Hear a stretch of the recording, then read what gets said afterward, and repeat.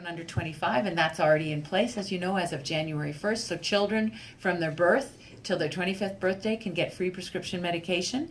And then next year, people 65 and over will be able to get free prescription medication. And I was at a seniors Zumba class today in Davenport, Perth, Davenport, and a woman came up to me and said, I just want to be clear. She said, so that $100 that I pay, I won't have to pay that anymore. And that's right. Starting next year, in 2019, you won't have to pay that $100, and you won't have to pay any copay when you go to the pharmacist. So that's one of the things we're doing. And as I said this morning, you know, there are literally people in this room and in every room you can go into in Ontario who have built this province. They've literally built this province, and they deserve to have their older years and live them in dignity. And so that's what that's about. We're also, for seniors, putting in place a new $750 benefit that will help seniors to stay in their homes, allow them to have some extra money to help with the upkeep of their home and some support.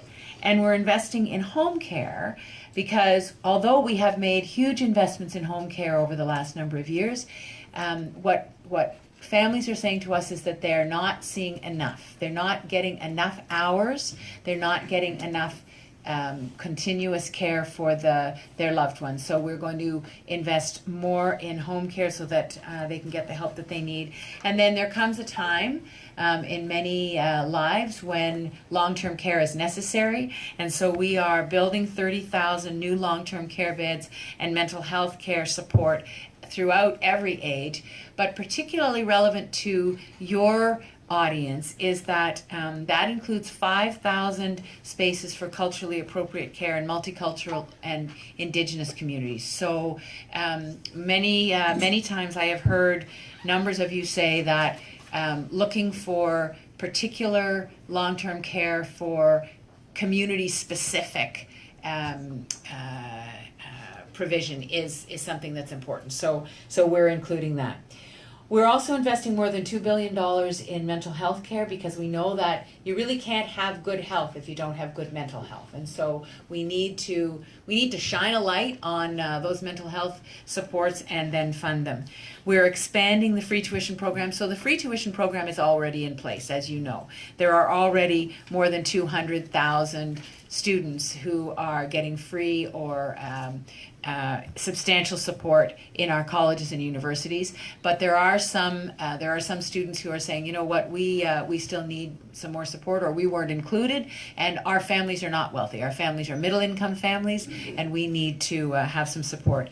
As you know, we're raising the minimum wage to $15 an hour, and as I have said many times, if you work 40 hours in Ontario, a 40-hour work week, you're working full-time, you should not have to go to the food bank at the end of the week. And people who are living on $11.60 an hour were in that situation. They could not look after their families, they could not look after themselves, and so that's why we're raising the minimum wage to $15 an hour. So the other initiative that we are putting in place, and this will start in 2020, is free childcare, free preschool childcare for children 2.5 years to 4 years old.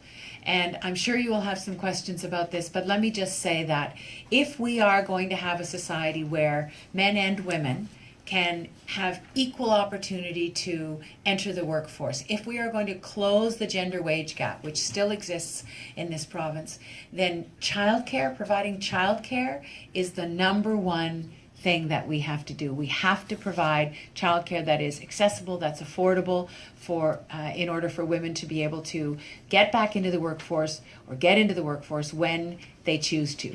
It's not required, so this free preschool childcare doesn't say that children have to start childcare when they're 2.5, but it gives families the option to have childcare so that, and it's usually mothers can enter the workforce and know that their children are being looked after. So I am going to, I'm going to stop there, but just to say that the vision that we're putting forward of a society where everyone has opportunity, where we create fair opportunity for everyone, no matter what their background, no matter what part of the province that they live in, and that we provide support for care, that's not the only vision that's being put forward right now. There's another vision that is being put forward, and that is the vision that I talked about earlier, which is to cut and to just say, you know what, we'll just give an income tax cut to everybody and everyone can just fend for themselves. That is not the vision that I believe is a workable one for this province. It's not a reflection of the values of the people of Ontario over decades, and so that is the contrast that you're going to see going into this election, and it's very important that this budget is the outline of that vision that we will be bringing forward over the next few weeks. So I will stop there and turn it over to Minister Sousa. All of you, that working very closely with our caucus and our extraordinary team, this Premier has been at the forefront of every measure that we've taken over those 6 budgets. The progressive nature of the work we've put in this has been because of the Premier's vision for a much more progressive Ontario and also fiscally responsible Ontario. The budget is broken down into 2 major sections. Chapter 1 talks a lot about the caring initiatives, things that matter to the people of Ontario and their priorities, which we've consulted with, which we've had evidence-based initiatives to determine how best to proceed to provide those. And the Premier talks a lot about investments over these past 4 to 5 years. And had it not been for those investments and those initiatives to grow the economy, to create 800,000 plus net new jobs since the recession, had it not been for the measure that we've taken to bring unemployment down to its lowest levels in 2 decades, we wouldn't be able to now be in a position to continue to put forward the very measures that matter to the people of Ontario. Done over this period of time, and recognize that the measures that are being put in this budget reflects the needs of the people of Ontario, also reflects the needs of business. It is all about ensuring that they continue to provide those jobs that matter to us. 85% or more of every job that's created in this province is in the private sector, high-paying, full-time jobs. And we have achieved over 811,000 net new jobs since that time. And the work that we're doing with some of these stimulus, with these infrastructure investments, $230 billion over the next 14 years, that guarantees us another 140,000 jobs that we are able to sustain every year. So we're achieving well over an additional 300,000 more jobs in the coming years to continue to do what matters to our economy. I also want to